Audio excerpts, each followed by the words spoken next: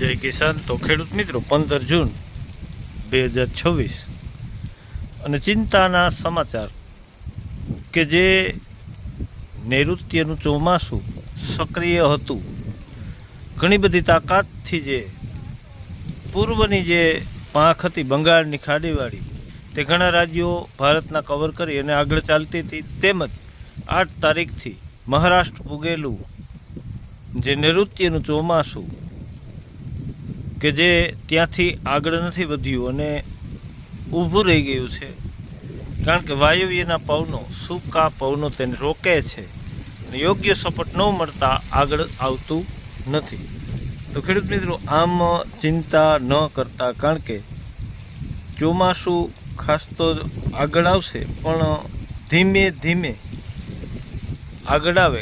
જે અલનીનો અસર છે તે અત્યારે જોવા મળી રહી છે નોર્મલ, તેને હિસાબે કદાચ આ થઈ રહ્યું હોય.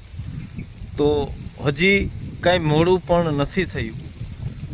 ચોમાસું જે છે તે આમ જનરલ હર વર્ષે પડતો હોય એટલો વરસાદ આ વર્ષે ન આપી શકે.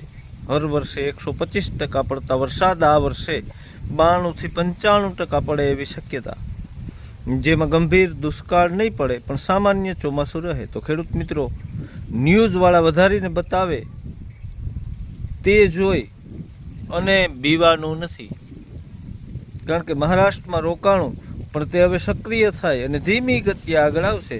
શરૂઆત નબળી થાય ને ધીમે ધીમે 3 તબક્કે વાવણી થાય.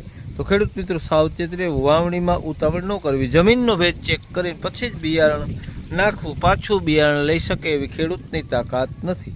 ખાસ કરીને દક્ષિણ ગુજરાતમાં વાવણી જે 18 થી 20માં જોવા મળે, તેમજ જે બીજો રાઉન્ડ 22 થી 25માં આવે અને ત્રીજો રાઉન્ડ કે જે 27 થી 4 જુલાઈ દરમિયાન આવે, સમગ્ર ગુજરાતમાં થઈ જાય વાવણી.